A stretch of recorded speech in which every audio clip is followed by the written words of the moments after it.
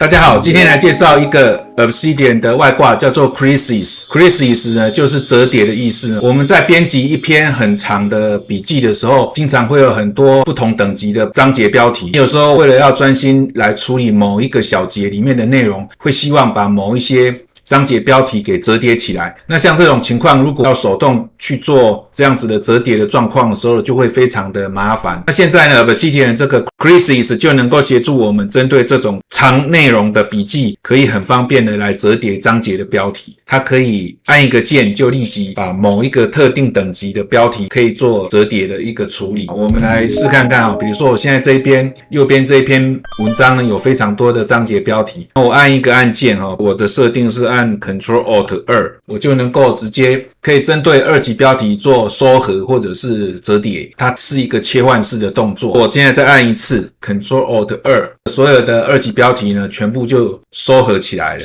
再按一次 Ctrl+Alt+2， 它又會做展開的動作。同時它除了折疊的狀態在筆記裡面可以呈現出來以外，在大綱的面板裡面它也會同步的做收合的處理，因此這兩邊的折疊的狀態會是同步的。那有了這樣子的操作以後，就可以針對这種比較長內容的筆記，就可以做比較好的章節收合的管理，這樣對於在寫長的內容的時候就會有很大的幫助。那下面我們就來講解一下Creases 這個外掛要怎麼來操作。Creases 的折疊的狀態會保留到下一次開檔的時候，因此我們工作到一半然後離開 Obsidian， 下次再進來的時候，這個折疊的狀態還是會保留住的。那這一點是非常方便的一個特點。Creases 呢，目前已經可以從第三方外掛直接安裝。那它的目前的狀態有3類，就是在設定的時候可以設定這樣子的一個狀態。要用編輯器為準來變更大綱的面板折疊的狀態的話，你就選擇 From Editor to Outline。那如果你希望是雙向都能夠同步的話，就選擇這個 By Direction。那如果你的筆記的折疊狀態跟大綱面板的狀態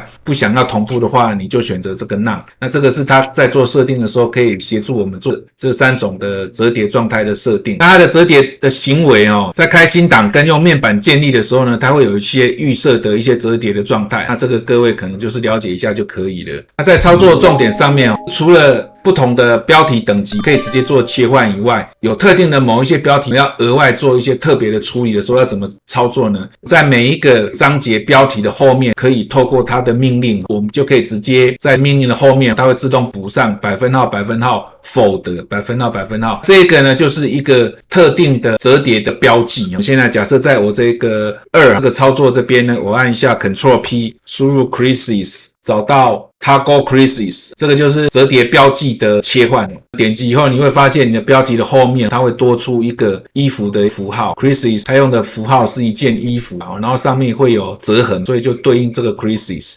如果有這個標記的話，就可以用命令 Folder Along Creases， 就是依據折疊的標記來做折疊的一個處理。點擊以後，所有這個標記的標題呢，就會收合起來。這個就是透過 Creases 標記，就可以額外的做特定章節標題的整個折疊的狀態的設定。那這邊有一個要注意的就是，如果這個章節標題有加了這個標記以後，如果別的筆記有來引用到這個章節的話，那章節的名稱已經被改變了，外部檔案在連接到這個章節的標題的內容的時候，就會找不到這一個標題。因此這篇文章在完成以後，記得最後都把這個標記給整個移除掉，就是點擊一下，點擊這個標題就會有一個 Remove Crease 的命令，你就可以直接把折疊標記給移除掉，或者是使用命令來執行也可以。如果各位覺得今天介紹的 Creases 對你的長篇筆記的操作有一些幫助的話，請記得訂閱我的頻道、按讚並且分享。以上就介紹到這邊，謝謝各位。